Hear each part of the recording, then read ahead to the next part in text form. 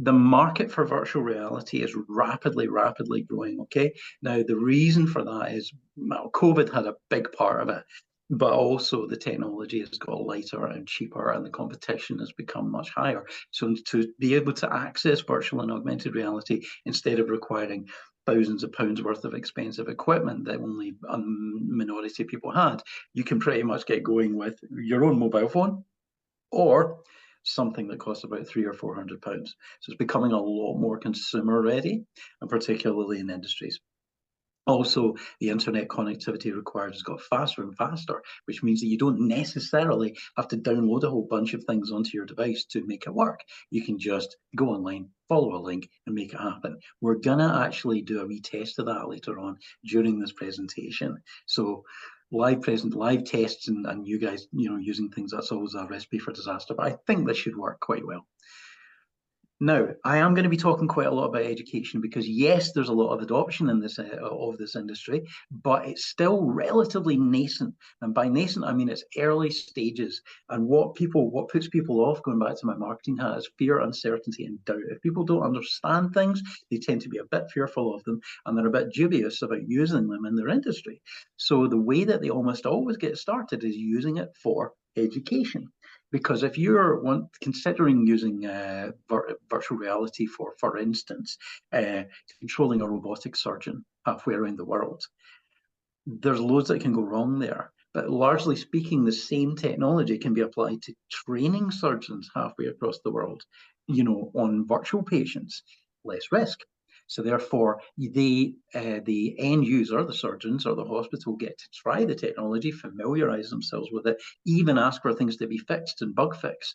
The developers get to be familiarized with the challenges of the client. If nobody's in danger, and then about a year or two later, once all the bugs have been ironed out, they will come back and say, you know what, I think we're ready to actually use this, excuse the pun, operationally. We're going to use this in the field now. And that's because they are confident in it. Their fear is gone, their uncertainty is gone, their doubt is gone, and the thing is ready for purpose. So education is a big deal for this, and I will go back to it quite a few times because that's the stage we are in the adoption curve. The advantage to this, as you can see here, and this is independent studies that were done by PricewaterhouseCoopers a couple of years ago, is that people seem to learn considerably faster in virtual reality, which is why I like it as an educator, and faster than classrooms and faster than e-learning, certainly. It's also more engaging if you've ever tried to learn things or go into classes or even just go into a group conference on Zoom like we're doing right now. It's easy to get distracted and people will go and have a coffee. That doesn't tend to happen in virtual reality. You get more focus, and more focus means more engagement and more retention. As we can see here, the level of engagement and retention is considerably higher in virtual reality education, which is another reason that so many industries are adopting it and will ultimately end up adopting it for operational purposes. Now let's go back to some of the stuff that I've been doing over the past few years with Riot.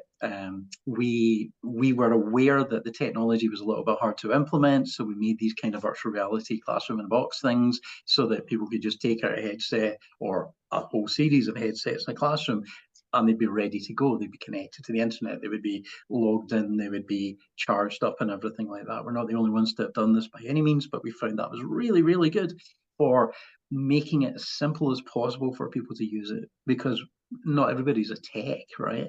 Not everybody enjoys having to work things out, make things work, particularly in education. You've got your work cut out for you, just keeping the classroom in line and doing your job. So it has to be as simple as possible.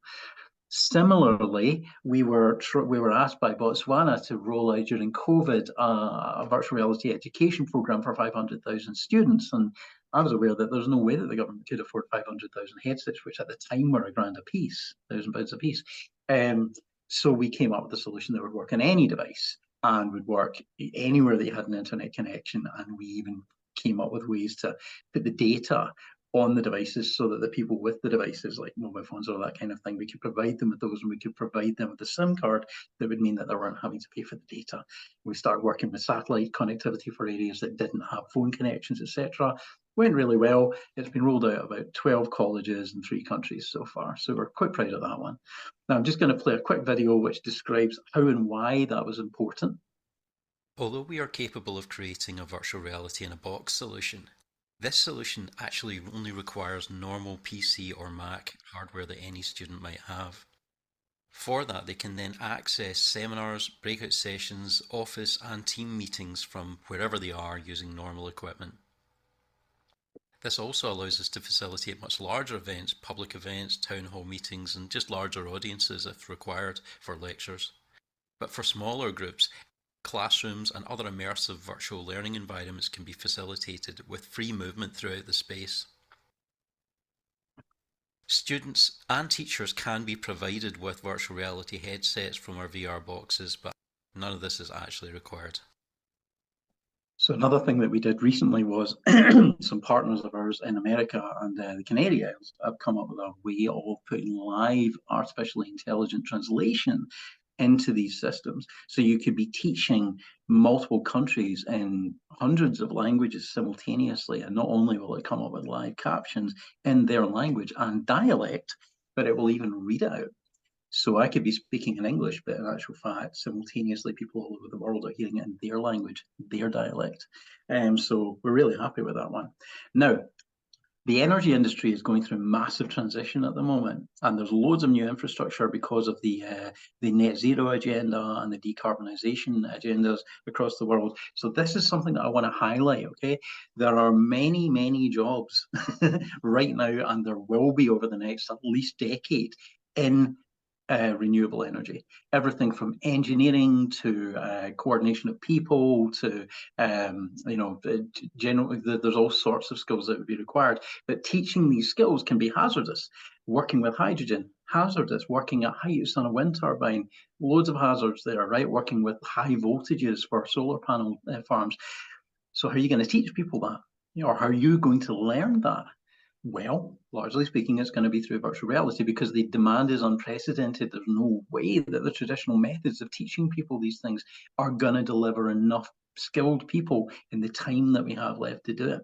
Okay, so there are a ton of jobs coming in that sector, and it's a massive sector. There's a massive variety of jobs. So let me show you how we're educating that sector right now. Renewable energy is a particularly demanding industry for training, with complex training requirements around a number of areas. Virtual reality allows safe and practical training on requirements such as working at heights or in confined areas, as well as intricate and potentially dangerous mechanical and electrical engineering tasks. Storing generated energy as hydrogen is particularly hazardous and requires a detailed knowledge of the controls, systems and materials involved. All of this can be taught safely in virtual reality, like filling and manual valve operations, as shown here. All training operations are continuously monitored and shared, meaning that trainees, instructors, and assessors, located anywhere in the world, can join each other live in these virtual training environments. Sound and vision are just part of the picture. True training requires familiarity with actual controls, interfaces, and environments, for which we have a range of different physical simulators, VR, and screen-based environments. Heavy machinery requires sensitive control to navigate around obstacles, which our simulators train into the operator. Force feedback allows these operators to feel the movement and reactions of the machinery that they control, so we've made sure that our simulators do the same. This ensures that operators are familiar with the feeling of their system, as well as the sight, sound, and sequence of tasks that they'll be undertaking in the real world. So sorry if that comes across as a bit salesy. That's the last one of the ones that we've made, and we're by no means the only ones who to develop this kind of training. There's loads of people out there that are developing this training all over the world, and like I say, there's far more demand than there are suppliers. So we tend to know them, like them, and work with them. So what to do is if you are interested in getting involved in these kind of industries, then look for the ones that are delivering training through these kinds of methods, because they are the ones that are likely to succeed and therefore they're the ones that are likely to be a good bet for employment.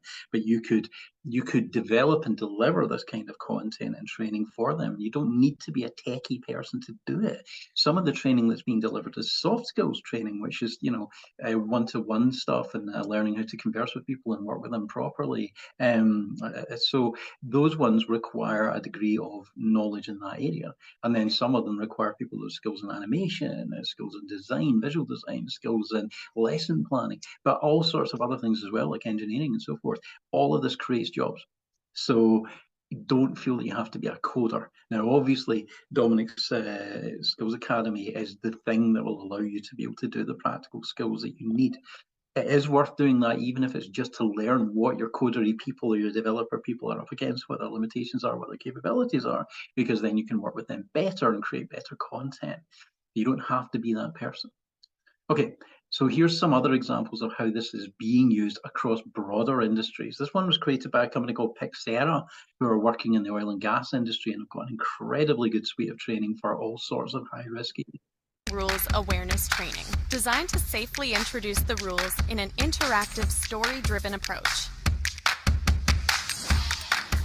A gate valve lockout device is what we need in this case. Let's place the permit on the stand. Great. Hey, jump over the barrier and put that part back in the tray. Stop work. What's wrong? Stop the crane! Stop the crane! Oh God, Adam needs help! We need to save him!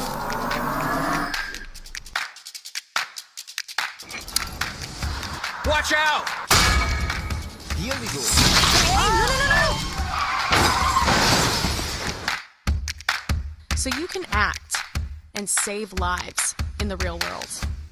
So like I say, that company called Pixera, what they highlighted and what various other forms of training and induction have highlighted to me is that you can try to prepare people for stressful situations. Imagine you're on an oil platform and it goes on fire and you have to find your way to a lifeboat. Now, how they currently do that is when you arrive on the lifeboat, when you arrive in the oil rig, they'll take you to your exit points. They'll take you to your lifeboat points. They'll show you how to operate the things separately and so forth. But that's all very well, but they might do that in a group. They might do that during the day when it's daylight. They might give you a card for, they'll show you what your exit routes are. But that's not how we respond in panic situations. We draw on memory. That's why they say your life flashes before your eyes. Your brain is trying to go, when did something like this happen to me before and I didn't die? Because that's what I need to do now. So that's how it works. And you're not going to get that from a laminated card. Right? You're not going to get that from a bright sunny day with a group of people, because when that fire occurs, you might be in your bunk, you might be somewhere else on the oil rig, it might be nighttime, it might be raining, there's going to be smoke and things collapsing in your way. You're going to have to change routes. You're going to have to respond in a very fearful situation when your prefrontal cortex, your big decision-making bit of your brain, is not really engaged, and your amygdala, your tiny little almond-shaped bits that handle fight, flight, or freeze responses, they're engaged. The best way to prepare somebody for that is to put them through the actual experience and variations of those experiences in a believable way.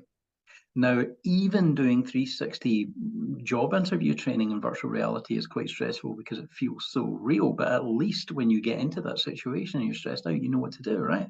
So that, to me, is the best application of this kind of training, because when you do get yourself in that life-threatening situation and your brain starts flicking through everything further, when did I do this and survive? It's got reference material that you've learned in safety, even though you didn't think you were safe. So here's some other offshore ones to look at. This is from a company called Digital Knots, who are also based, as I am, in Glasgow, and it's about mooring operations. Things can go very badly wrong on a ship if you get it wrong. Now, I'm going to turn this down a bit so that I can kind of narrate. It all sounds really calm. It's a nice sunny outdoor day. But what you're learning here is to avoid things that can cause damage to the ship and damage to yourself. The cables that you see here are under thousands and thousands of kilos of newtons of pressure, and so you need to make sure that your PPE, that's your personal protection equipment, you have on, and it's all the right stuff, and you know what to go out wearing, because that will save you from damage. You also need to be able to observe and be aware of hazards on the deck, like, for instance, oil spills, because falling over or slipping when you're at sea can be really dangerous. Now, look at this man's foot. He's throwing stuff, and he's basically learning and showing you how to throw rope, and you get to actually learn by doing. You get to learn the appropriate swing. There we go, to get the thing into the right hook. But also, you see that caution sign there? That's where all of these coiled ropes are. That guy's foot is right in the midst of one. If he stays there, what's that? Now, in reality, that would have taken his leg right off. That one would have cut him in half. There are different versions of this training that show you that. And this stops you from putting yourself in these situations because you get to observe it. What you watched there was the PG version. There's an 18 rated one, which is pretty nasty. So that means that you can get the kind of training that you need to work offshore without having to go offshore, dramatically increasing the likelihood of you getting work in those areas. Okay, now this is interesting. This is direct brain interfacing, or brain-computer interfacing, BCI as it's sometimes referred to. I'll play this video and then I'll explain it to you a little bit more. Designed CleverPoint, a wearable device seamlessly integrated into popular VR headsets to record and analyze a user's biological response to the immersive experience. Today, our device monitors the brain electrical activity, the cardiovascular system, and the autonomic nervous system. But why would you need this? Let's see how you can benefit from this technology. Employers can assess the performance and attention of their employees within their recruitment process and day-to-day activities. In our pilot projects, we are evaluating performance, concentration, risk of professional burnout, and stress resistance. Our technology helps employers make efficient use of employee skills and abilities, plan the scope of work, improve work environment, and safety. So, what does this tell us? Okay, these direct brain interfaces are installable on pretty much any consumer virtual reality headset, which makes it very accessible. It also has its concerns because you can actually hide them on there. And the new device that Apple's bringing out, and a few other ones that are being brought out at the moment, have the ability to kind of read your behavior patterns through your pupil movements, through your eye movements, and this kind of thing. That means that they can get information on you that you may not wish to share. So there is a role there for security and advice, they call it neuro rights, because it is basically the right to the privacy of what's going on in your own brain. Worth being aware of that, because that's an emerging job role which is coming out. But what is this used for when it's being used positively? Well, in this case, it was being used to avoid burnout, particularly in high stress. Oh God, sorry, that was my cat. Particularly in high stress environments or high stress professions, like, for instance, air traffic management, or actually navigating ships is another one, going back to the marine thing. But there's loads of other jobs where people are sitting relatively sedentary, but they're under such pressure that they've got a build-up of adrenaline, and it's not being worked out by physical activity. And that can cause all sorts of physical problems that akin to diabetes, because you get a build-up of glucose in your bloodstream, which means that your little arteries get blocked. And then David, yes. I just wanted to ask about something. You mentioned the eye tracking and Yes. the data from eye tracking. Now, Apple's new Vision Pro headset is set up so that no third-party apps have access to the eye tracking data. And I just wonder, do you think that although that may improve privacy to some extent, do you think that's going to be a drawback for some applications of the headset? Yes, that's a very good question, actually. One thing that Apple are very, very good at, apart from marketing, is privacy. Out of all of them, they are one of the best for that. Unfortunately, they're not the only one in the market, and there's already a large number of devices out there which have eye tracking, from the Varjo from Finland to the new HTC Vives and so forth. They all have eye tracking. And there's even ways that you can implement eye tracking, obviously, through your laptop computer. And it just picks up on where your face is, where your eyes are, and then it can determine a great deal about your stress levels and so forth from the way that your eyes are moving. In training, we use it to try to work out how familiar people are with the scenario. because we know that less pupil or fewer pupil movements in a new environment indicates, well, familiarity. A surgeon will be able to an experienced surgeon will be able to carry out the same surgery in about a fifth as many movements, and therefore quicker and more efficient. A really experienced person, for instance, a first responder coming into an accident scene, will be able to take in the entire scene meaningfully in about a fifth of the eye movements. People glancing around all over the place indicates that they're stressed. People looking at things, holding their gaze, and particularly pupil dilation indicates that they like that thing. Now, that's really useful as a marketer, because you can then tell that that positioning of that thing, that labeling of that thing, or has worked in terms of getting people's attention. But it also means that you can use that information for advertising stuff at them. This is not something you necessarily want. So Right. it has its pros and cons. So for all that Apple also has its pros and cons, I really like the fact that they've gone with a security first approach, and they always do. They always do in all their devices. Does that answer your question, or did I? Well, yeah, I'm wondering, do you think that a useful thing might be to for the user to be able to grant permissions to a particular application, a particular app, to use the eye tracking data, so that maybe there's a psychological study that you're doing or something like that, and they're participating in that. This would give them the ability to carry that out. That is actually interesting, because I helped to write a white paper for the XRSI people on neuro rights, and I was suggesting very much as you described, because at the moment when you're sharing your information, your personal information with a third party, they have to have something called a double opt-in. So they have to give you two chances to opt in to sharing your information. Back in the day, you had to opt out. It was automatically assumed that you were okay to share your information with third parties unless you told people not to. And it was very easy to hide that checkbox away. So double opt-in means that people won't accidentally give their information, but they do have the capability to do so where they feel it is beneficial to them. So in answer to your question, yes, I think that would be a really good solution. And I wonder whether Apple will allow it. Time will tell. But I'm hoping that that's the approach that's adopted by everybody. When you say double opt-in, what exactly do you mean by that? That means that they basically have to ask you twice, Okay. right?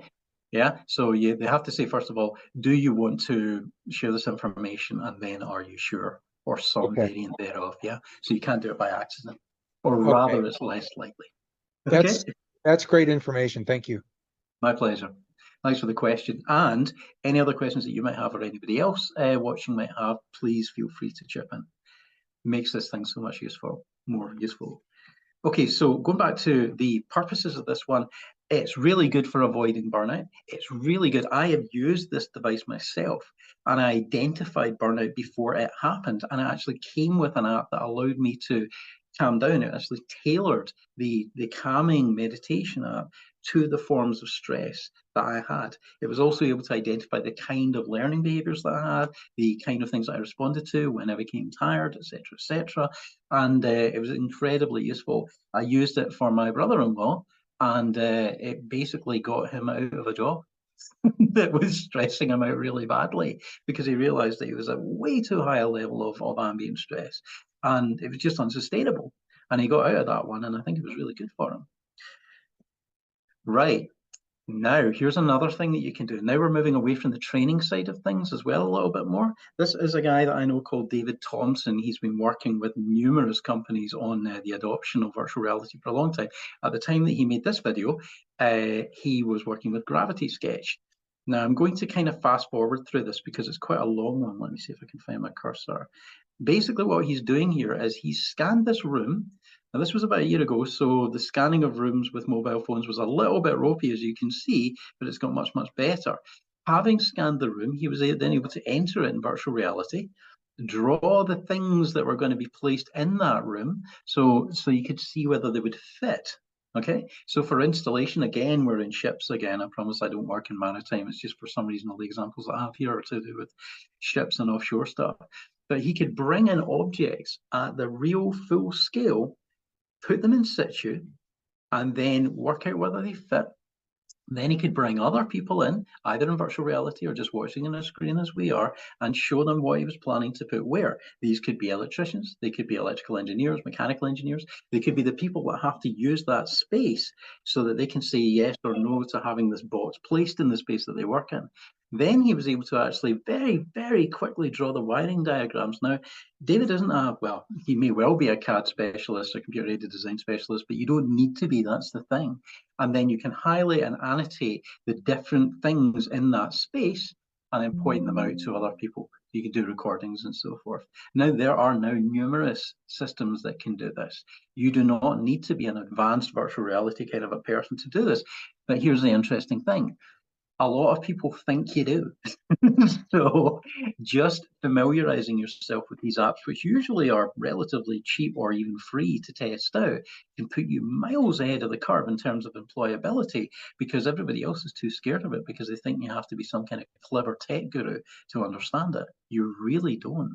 What you saw there, clicking on a menu item and then dragging and then carrying the thing to the wall and then drawing a line between a green line between one area and another, anyone could do that.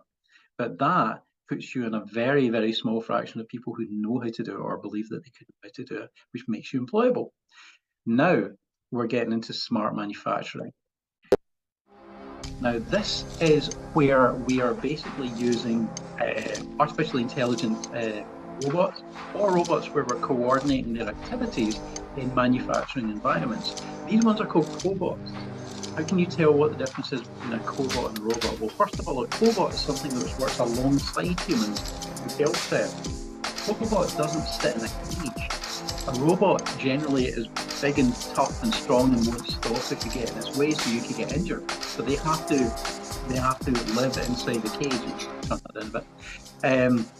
Whereas a cobot doesn't. Cobot you can have working right next to you, alongside you on a production line, doing the hazardous stuff, and if you get in the way or it touches you, it will stop. There's no risk. But you can then also use virtual reality to coordinate everything that is going on in that smart factory. You can see what all of the robots are doing. You can see what's going where between them. You can manage that as if you were there, but you could be on the other side of the world. This is what we call a digital twin, where you're creating a virtual representation, a virtual twin of the factory. And the digital twin bit comes in where it's giving you live sensor information or camera feeds from that virtual twin, allowing you to coordinate the whole thing as if you were there. That means that you can potentially coordinate multiple factories and even the activities between multiple factories from anywhere in the world. Again, massive employability factor there, particularly if you're a specialist in a certain area and the company doesn't want to employ multiple specialists, one for each venue. They want to have one dude to handle all of them. So again, knowing that digital twins exist and knowing that you can control these semi-autonomous helper robots can really give you an advantage in employability. So digital twinning is something to look at. And remember that what a lot of people call digital twins are just 3D representations of a space. That isn't a digital twin, that's a virtual twin. Okay? Digital twins are the ones where you've got live data moving from one to the other. Okay, I will move on. Now, this also extends to very, very heavyweight lifting. Now, I remember about 2 years ago, we were asked by, I believe it was BAM Nuttall, if there was a way that we could have robots that we could control remotely that would be able to carry 3 tons or more in weight. And there weren't. You could get cranes, but you couldn't get robots that could really handle that. These things have now hit the market and they can handle about 10 tons of weight. So they're really good for, again, smart factories. And again, they're usually guided by, as it says here, QR tapes, which are just put along the ground, or by a kind of a digital twin process, which has its fundamentals in virtual reality. So these are other, and this is extremely high value to these industries. The savings that we're talking about here, particularly safety and productivity, are in the tens of millions, per company, per venue, per year. So they will pay for this, and they are looking for people that know how to do it. Next, now here's interesting. This is forensic investigations. This is a company called River Reality in Virtual Reality, who and the guy who's narrating this is called Alex Harvey. He's a big dude in this industry. I like him a lot. And I'm going to step into the scenario. And I'm going to take a photo as I come in, just around the room. And now I can also get the camera, the torch. And now the torch comes into its own when you can use it in an environment like this. So here, because we've scanned every single object, we can interact with them. So I might want to look underneath this toaster. So we get to see the protection marks underneath. And we get to look at it in more detail. And now I can evidence the item with this controller. So you see my thumb over here. We can push down there, evidence the item. And now that goes into the lab. So it's now over here on the side. And we can see it in much better light. And we can even look at, what food was last cooked in there. So we'll put that back on there. We've added another thing to investigate that allows you to dig a bit further. So down here, it looks like there's a lot of damage around this bin. So I want to dig a bit further down. So if you put the controller in, you can see you can touch this floor area. And as we touch it, you pull the trigger. And it says, in order to excavate this area, we need to evidence on the thumb pad. So you can press dig on this controller, and then it digs a bit further down. There you go. So we've just dug down another layer. Now we can move the bin out of the way, just to get a lot closer to what's underneath. Let's just take a photo while we're there of the plugs. Cool. So did you see there that on the ground, or rather when he got behind that pile of detritus and behind the bin, there was a scorched plug socket. Now, in forensic fire investigation, you have to be trained to be able to work out where did the fire come from. Was it arson, or was it something which might occur naturally again that you want to avoid happening again? For instance, the plug-in air fresheners have been the culprits of many, many house fires. And it was only through this kind of forensic fire investigation that they were able to work this out and then go back to the people that manufacture them and make sure that they put in more fire safety safeguards. Now, what River have been doing is this kind of first response or forensic examination of police crime scenes, murder scenes, fire scenes, and enabling people to learn stuff to a level that you would normally have to work with some real specialists, which are very hard to come by in these these services. So this is great for people doing jobs much better and getting access to much higher level training, which is developed by some of the best people in the world. Okay, now we're going to get to the interactive bit. So I want you to get out your phones, and I want you to switch it on and switch on the camera and point it at this QR code. Now, I'd like you to put into the chat when you have done this, okay? I am going to move on from this, and basically it should bring up a link, a short link, and you just click on that short link, and you should be taken to a form of augmented reality that requires no apps to be downloaded in your phone. This is called web-based augmented reality. This is giving you the ability to place virtual objects in the context of the real world without any of the friction points of having to download some stupid app to be able to do it. Much in the same way that QR codes themselves required you to download apps to use them until they became ubiquitous on all people's phones. Now I'm going to move on to the next slide to show you how to use this when it loads up. It will take a little while because it's quite a high resolution model. Don't worry, I'll bring up the QR code again if you haven't managed to do it first time around. This is what you should see. Actually, what you'll see is a jet engine, an aircraft jet engine, but the overall screen that you'll see will have that little box on the top right-hand side. It will also have those two arrows left and right. The two arrows left and right will allow you to move through different stages of the model and animations and bits of activity. The box in the top right is what takes it from just being on your screen on your phone to actually placing it in the real world. So I'm going to show you what this looks like because I did this about 10 minutes before we started. It should bring up this jet engine. You can move backwards and forwards to the animations. If you click on the box in the top right, which I should be doing shortly, it says view in AR, and that's my dining room. And there it is, it's appearing in there. And I'm moving it around with my finger, and by pinching in and out, I'm scaling it up and down. And by pushing the arrows I can go through the animations and view these things in context. Now, this is capable of opening these things up at accurate scale to within about 2% scale accuracy. So you could have a jet engine exactly the same size as a jet engine in front of you, and you can see inside it in context. Or you could have the inside of a wind turbine or the workings of a wind turbine whilst you're in a wind turbine to tell you what to do next. So I'm going to go back to this QR code and let's see if you've managed to access this. Oops, back to the QR code. And I'm just going to check the chat just to make sure that everybody's got it. Not seeing anything yet. Okay, that's fine. If anybody, oops, yep, you got it. Excellent. So I want you to have a little play with that. I won't be annoyed if you're playing with a jet engine whilst I'm talking about the next bit, because I'm about to have a bit of a rant, and it's probably best if you're not paying too much attention. I can be a little bit opinionated when it comes to certain things in this world. So, okay. David? Oh, yes, go ahead. My phone battery is dead, which I just found out, but I was curious, what did you use to implement this? That is a system called JigSpace. There are other web-based augmented reality systems out there. There's Eighth Wall, which is built by a company called Niantic, arguably one of the most sophisticated ones, but hugely expensive per activation. The other one is Yord. I think it's JORD or maybe YORD, and it's very much like JigSpace. JigSpace is an Australian company. Yord is, I believe, a Dutch company, and they all provide web-based augmented reality solutions of one kind or another, and they're all arguably awesome. So how expensive was this to create this?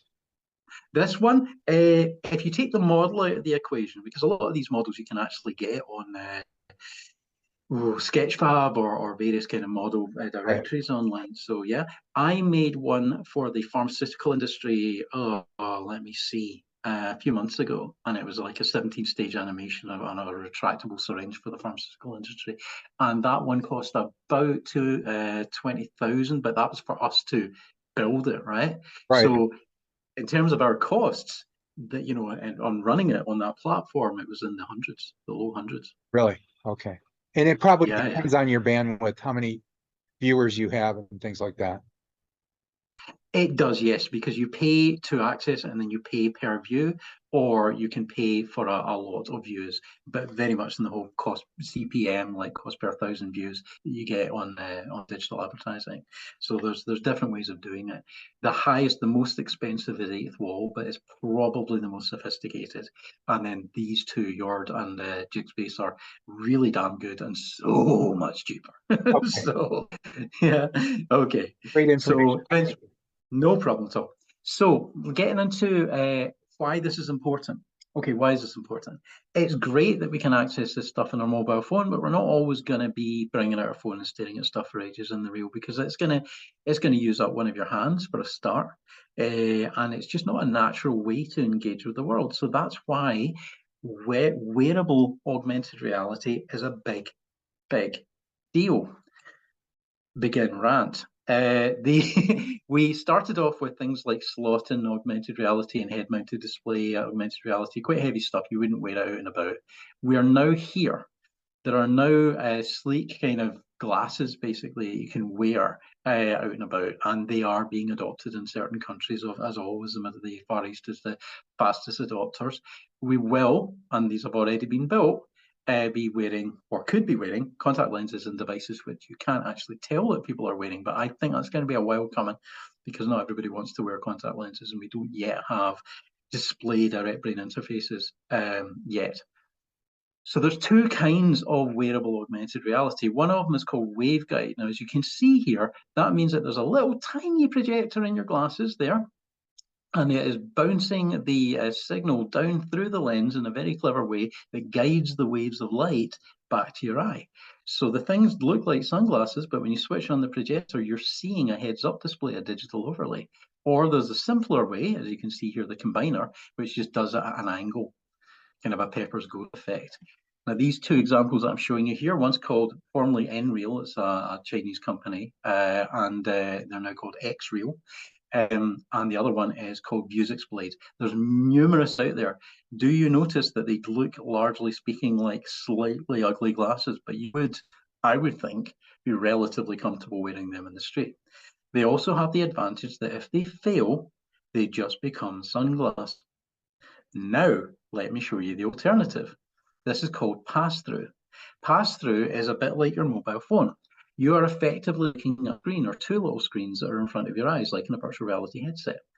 The outside world is passed through to that lens, to that display from a camera, just like in your mobile phone. The advantage to that is opacity. You get really nice, solid, high-resolution images. You get a much wider field of vision, and it's being used by the likes of Meta, the Quest 3, Pico with the Pico 4, and Apple with their mooted Apple Vision Pro. Great. However, if that fails, you're blind. You're wearing a thing that has just gone black, and until you can get both of your hands free and get it off your head, you can't see anything. Now I want you to imagine which one you're going to use if you're working in industry. Something that when it fails and you're hanging off an electricity pylon, or you're crossing the street, or you're climbing a ladder, has just turned into sunglasses. Or something which has rendered you blind, and you don't have your hands free and you can't take it off. Which one's the one that industry is going to use? So I'm going to be focusing on the one that industry is going to use. You can use these ones for design, for safe environments, for safe spaces, but you would definitely not want to be using that in a hazardous environment, which effectively eliminates about 80 to 90% of workplace applications. Okay, rant over.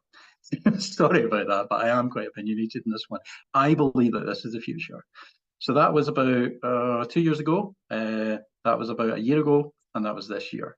So you can see how that these are already getting smaller and more slimline all the time. These are the actual views through the X-Reel.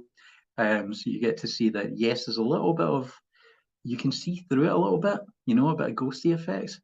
But, and it's not as sophisticated in terms of display as the big pass-through ones, but it is pretty good. Okay, so what would we use this for? Here's an example. You're using your wearable augmented reality headsets, you're on a construction site, and you're trying to make sure that the design has been adhered to by the people doing the construction.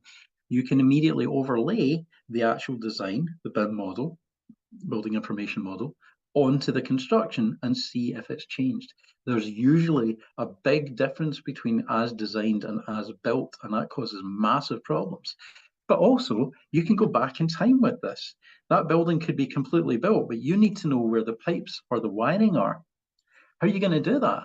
Well, you just use a device like this to go back in time and see where the pipes and the wiring were installed. Not necessarily from a 3D model like this, but potentially from captures, 3D captures that were taken during the process of the building of the structure, so that you know for sure that that wire is right under where you were just about to stick your screwdriver, and therefore not to do that. Here's some other examples of this having been done. This is obviously for sewage works and that kind of thing, and drainage works, and the model has been captured.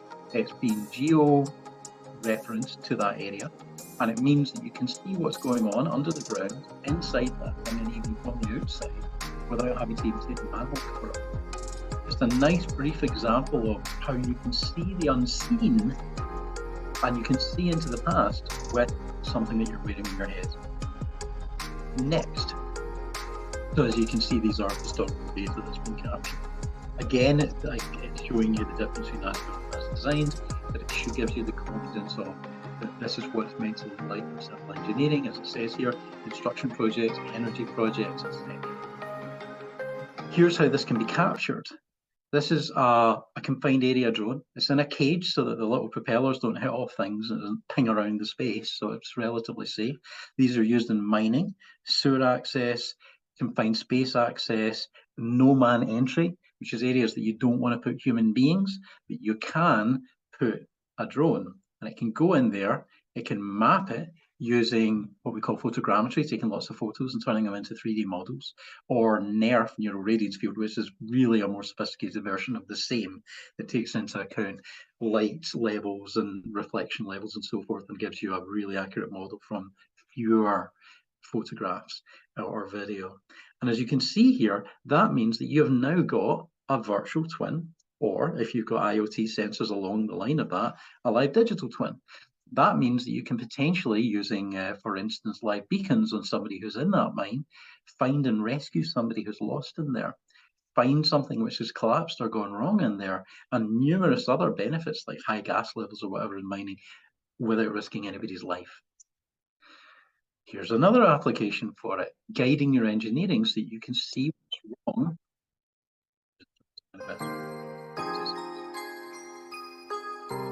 So you can see what's wrong without, well, so you know, you're going, it's not working, I don't know why it's not working. It's using intelligent machine vision or computer vision to identify that thing is switched off, that thing is switched on, that thing is out of alignment, meaning that all your guesswork is taken away. And you can actually understand immediately what's wrong with the thing. And that means you don't have to call a mechanic out, because you can be told what to do next. Here's another computer vision that has got numerous applications. And again, these are good areas to learn. This system is picking up that that person is leaning forward in a bad way, that's putting strain on their back. Live, it's identifying the high strain areas, and then they can watch that video back later on and go, ah, see, that's why my lumbar is hurting really badly, or that's why my knees have gone, because this thing is saying that what you did there, that was the wrong thing to do. And then it can even guide you on, here's a better way to pick things up, to move things around, which can save massive amounts of money in terms of lost earnings or lost productivity to the organization. But I think most importantly, it saves people's quality of life. The amount of people who have had to give up their job and then be in pain for the rest of their lives simply because they were doing the wrong thing without realizing it at their work for a number of years, and that's them, they're in painkillers for the rest of their lives. So to avoid that, even in one person, is worth installing in every factory, in my opinion. Now, back to the as built as design thing, you do not necessarily need to have a virtual reality headset on. This is a torch, an augmented reality torch, which projects the image of what is beneath the surface of the walls based on previous scans. This was developed by some guys I'll share the links to later on in Liverpool. And they realised, they actually created it as a kids thing, so you could look through the bedroom wall into a magical land or monster posters or whatever. But they realised that you could use this for BIM models, for as-built models, and get in there and go, I don't want to cut into the wall here because there's a pipe here. Imagine how useful that could be for plumbing, for mechanical engineering, for electrical engineering, and no headsets required, just a torch. Getting into a little bit more projection mapping, and incidentally, projection mapping is just projectors that take into account the shape of the thing that they're projecting onto and adjust accordingly. They map it accordingly. But this is being used to help guide assembly. Now, in some specialist assembly and manufacturing, the same person is going to be expected to put together loads of different kinds of devices every day. It's not a question that they're doing the same thing again and again and again and they just know how to do it by rote. So this guides them how to do it perfectly every time, even if they've never assembled this in their life, which is much better for small batch manufacturing. It tends to be the highest value. Also being used to show what's going on under people's skin and under people's surfaces in surgery, in physiotherapy, and so it means that before a cut's made, it's made in the right place. And that can save a massive amount of time and recovery time and pain for the user. Getting a little bit further into medicine, we're getting into haptics. Now, haptics are where you can feel the thing that's happening in the virtual reality world. And there are numerous devices out there, but this is, I would argue, one of the most sophisticated because it covers your entire body. It can give you the sensation of movement. It can even control your muscles through TENS electrical actuators. It can help people recover from strokes, but it can also help to guide people in various forms of training and so forth, and pick up on their heart rates, their galvanic skin response, how much they're sweating, much like lie detectors do, to work out whether they're stressed or whether they're under too much stress. Quick video. Tesla Suit is a human-to-digital interface the only of its kind, a powerful new tool for next-gen enterprise training solutions. Tesla Suit provides deeper sensory immersion in VR environments, enabling users to safely experience stressful, hazardous scenarios as though they've lived them. Critical operating procedure is trained into reflex with haptic feedback, increasing safety and reducing risk of production delays and on-the-job injury. Tesla Suit outputs motion capture and biometrics. Trainers monitor performance and stress levels to ensure users are prepared to perform under pressure. And the Tesla Suit SDK supports easy integration with existing training applications. To accelerate mastery and scale expertise in your organization, contact us at teslasuit.io. Tesla Suit, So this is a master really interesting reality. piece of kit because it's not just used for training, it's used for medical stuff. So it's used for things like physiotherapy, where your physiotherapist can be picking up on your movements and what you're doing right and wrong from anywhere in the world. They don't have to be right there with you. It's also being used in sports training, boxers, ballet dancers, gymnasts, to make sure that their movement is appropriate, is being done correctly, and isn't going to injure them. So there's tons of uses beyond just industrial. Is this And this from Tesla, the car company? No, it's not. Actually, it's Tesla Suit is its own company and was, I think, around before Tesla. They are from the Serbia, I believe, the country of Nikola Tesla's birth. So arguably, they have a better claim to it Yeah, than okay. Elon does. Now, they have also created, and numerous other people have created, haptic feedback gloves. Now, this is the earliest area of adoption, I would say, or will be, because you're not always going to put on something akin to a wetsuit, no matter how easy Tesla Suit have made these to don. You can just zip them on, zip them off. But you can put on a pair of gloves. And people use their hands for a great deal. It's one of our primary sensory organs beyond the ones on our head. So therefore, it's a really good way to feel through force feedback, which I'll show you actually right now, by stopping your fingers when you grip onto a hard object, then you can feel that it's really there. By sending pressure sensors or even vibro sensors to the fingertips, you can feel that you're picking things up. There are different devices that can do this in different ways, ranging in cost from a few £100s to a few tens of thousands of pounds, but they will get cheaper and better. And certainly for this kind of accurate control in virtual reality, it's a much better way to do it. If you've ever woken up having, lain in your hand and your hand's gone numb, and you've tried to do something with your hand when it goes numb, how difficult is it to do that accurately? Well, that's everybody in virtual reality ever, because they can't feel the thing that they're touching, right? But if you've got haptic feedback gloves, now you can feel your hands. Now you can really learn the kinesthetics of the task, or engage with your virtual twin much more accurately, because you're feeling what the robot's feeling, or you're feeling what the sensor's feeling. Now we're getting into another thing that there's a massive demand for. There are specific forms of augmented and virtual reality training for specific industries. And remember, I said to you before that there's far more demand for emerging technologies and renewable energy technologies than can possibly be met by conventional training systems. Also, these conventional training approaches tend to be very, very high carbon. So there's ways to save on carbon and energy expenditure by implementing an element, at least, of virtual or augmented reality in the training. Observe. This is an augmented reality welding system which allows students to learn how to weld in complete safety and to be assessed and reviewed either locally or from assessors anywhere in the world. Here they can view the quality of their welds from any angle afterwards, and even using customised jigs like these, they can practice welds that they may only encounter in their industry. This system doesn't seek to replace conventional welding training, but rather to augment it. As we can see here, complex welds can be practiced first in augmented reality before the student then tries them on physical machines, reducing time and costs to qualification. Now, I've done welding training conventionally, and you have to use a bunch of gas, a load of electricity, and every single metal piece that you weld together, you have to destruction test, which is to say you have to rip it apart in a vise to see whether your weld was stronger than the surrounding metal. The costs of all of this are vast, and the carbon, the waste of it is huge. And for colleges or training centres that are putting through thousands of students every week, it's a massive expense, and it's a massive source of carbon, unnecessary carbon dioxide. So This is a way to reduce it dramatically, and it doesn't replace the whole thing. It just adds in a central section.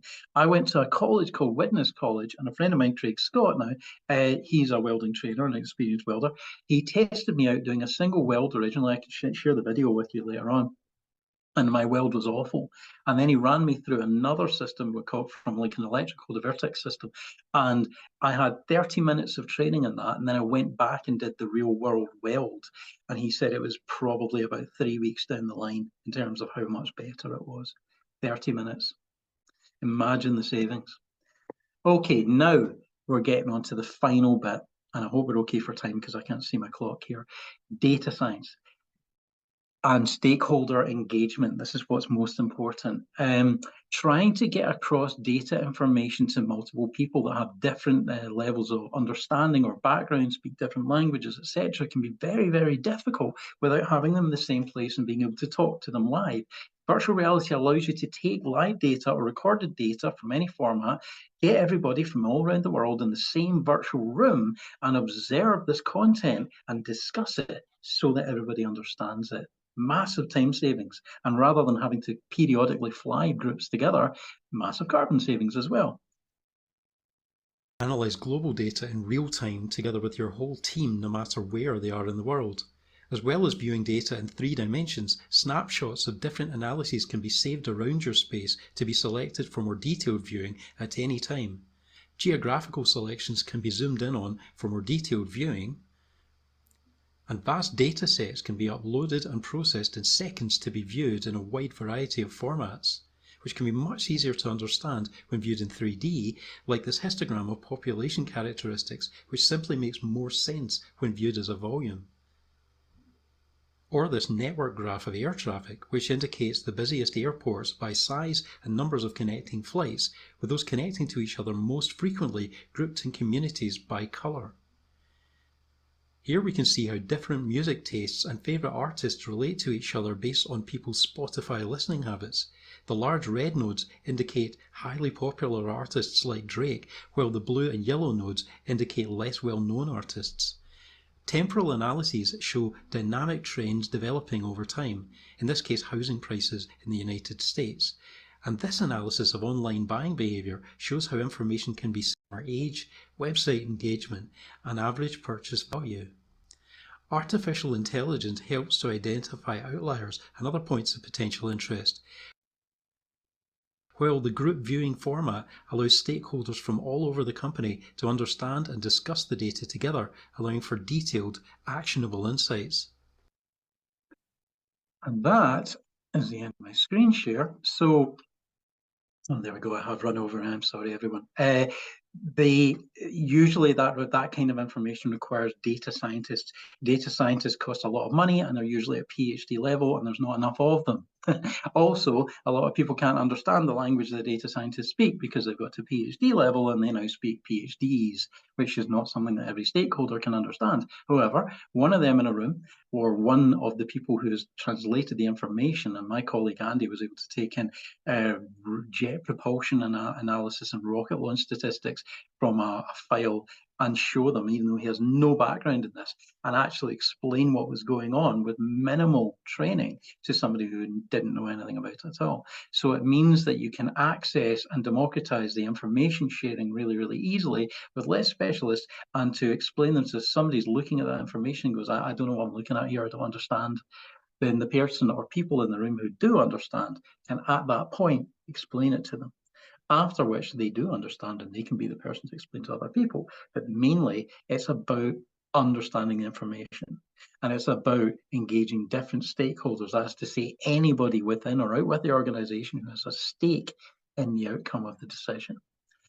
So there we go. That is the end of my presentation, and I've gone way over, but I had a lot to talk about and I drank far too much coffee. Does anybody have any questions that they'd like to ask me about any of this stuff? Yeah, this has been just a fascinating talk. Thank you for this. And what I'm curious about is you've been following this technology so closely. I'm wondering if you have a feel for when the lightweight glasses, not the ones that make you go blind when the batteries run out, When do you think the lightweight glasses would be cost effective enough for consumer applications such as replacing your phone's display? They already are. They just haven't actually been adopted mass market in the UK or in the United States yet. So in China, they already have been adopted, much as QR codes were adopted several years in advance of the rest of the world in China and Japan. The Nreal glasses, or now X-Real glasses I was talking about, £400, $400. You Okay. attach them to your phone, it does the work. Done. They are So not the only. so it's there. The technology is there. Yeah, that's the beauty of this industry, is that anytime somebody asks me about, is the technology there for this, even when I say not yet, yet could be a week away, a day away. Yeah. It moves so incredibly fast. And I used to be in digital marketing, which I thought was a fast moving industry until I got into this industry. And then I realized that it was moving at a snail's pace. So Dominic will back me up on this one. Every single morning I wake up and I'm an amateur again. You don't get to be a specialist in this industry for any more than a few hours because it just will leave you behind. Yeah, it's like the world changes every week. Absolutely, absolutely every day. So it's exciting for people like me who have a chronically short attention span because it keeps things interesting. I will never get bored of this one because every day is different. Yeah, So yeah. have you got any thoughts about what you might want to apply that technology to? Well, I think it's inevitable that it's going to replace the phone screens. And one of the things I think about, the Vision Pro just came out. And when would Apple be coming out with these types of glasses that would basically take over for that Vision Pro? It's happening so quickly. Poor old Tim Cook, that's what he wanted. And the people that developed it, and this is hearsay, by the way, this might be nonsense, and I've Right. heard it from somebody who heard it from somebody, so don't take me at my word. But what I heard was that Tim Cook wanted the glasses because he said, well, that's got the most functionality. And the people within Apple wanted to make the goggles, they wanted to make the pass-through devices. So they said, okay, we'll make the glasses if you give us budget to work on the pass-through device. And then they use 90% of the budget on the pass-through device and 10% begrudgingly on the glasses, which are Yeah. nowhere because they didn't get the investment of time and money, and the goggles came out. So it's not for want of the guy trying, but it might be a while. Yeah. Yeah. I wonder if other companies are going to step up and fill that gap with their own lightweight glasses to replace those phone displays. There's currently 15 companies in the market with glasses that are fully functional. That you can buy, from Nreal through to Third Eye. I think I mentioned Vuzix and the Vuzix Blade systems. There's tons of them out there. They're mostly in industry and they mostly have industrial applications, but the Nreal / X-Real is definitely a consumer device.